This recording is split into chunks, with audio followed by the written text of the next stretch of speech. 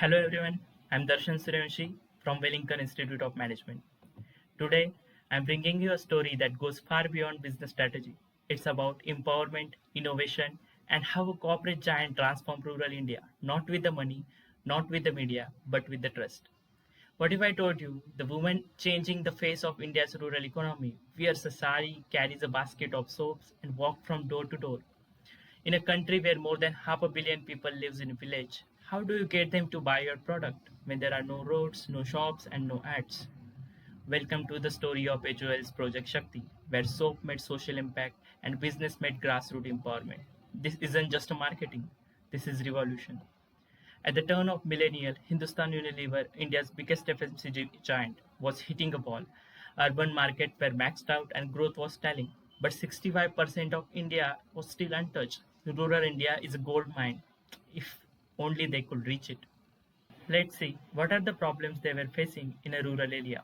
Thousands of scattered villages, no reliable roads, no electricity, no media reach, and low purchasing power. Traditional distribution was failing, mass marketing was a dead end. It was like a trying to sell ice cream in a desert with no roads and no freezers.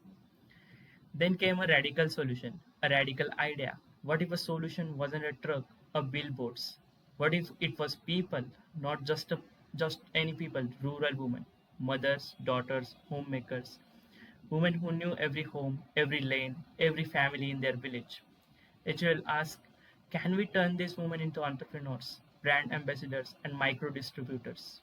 The answer would become the one of the India's most celebrated business innovations, which enters the four A's of rural marketing. First one is availability, then affordability, acceptability, and awareness. In availability, get the product in the village. Affordability, sell in sachets, not big bottles. Acceptability, make it relatable. And awareness, no TV, no problem. Trust in the new media. And to top it off, the bottom of the pyramid. Bottom of the pyramid strategy is a concept by C.K. Prahlad. Serve the poor not with a pity but with a partnership. Turn consumer into the co-creators of value. This wasn't a charity, it was a new kind of capitalism. Shakti was born. Hello guys, I'm Somdatta from Welingkar Institute of Management.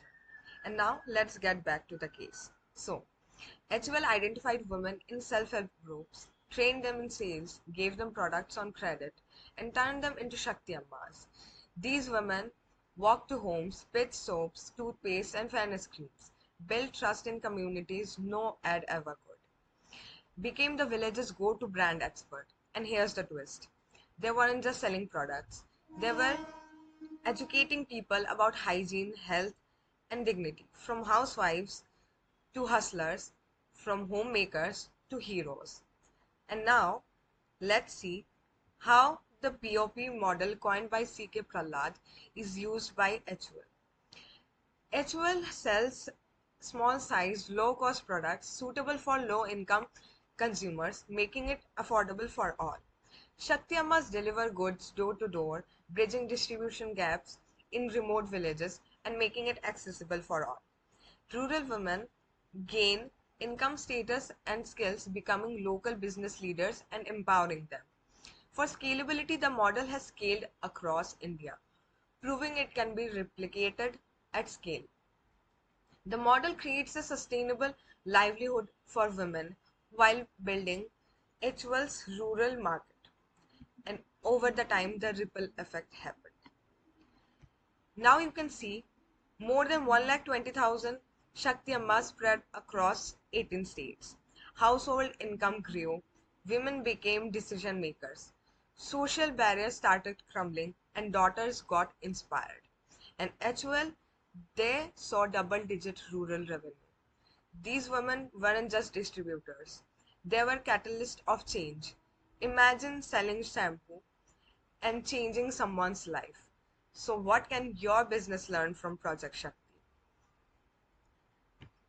Think local, not just in logistics, but in language, behavior, and trust.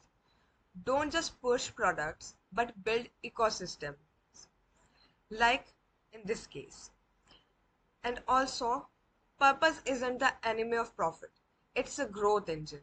And remember, The biggest market opportunities might not lie in boardrooms or skyscrapers, but in forgotten villages, in the hands of a woman with vision. This was Project Shakti, and if this inspired you, hit like, drop a comment, and subscribe for more real world case studies that blend innovation with impact. Like in the case of Project Shakti, where profit met purpose and everyone won. Thank you.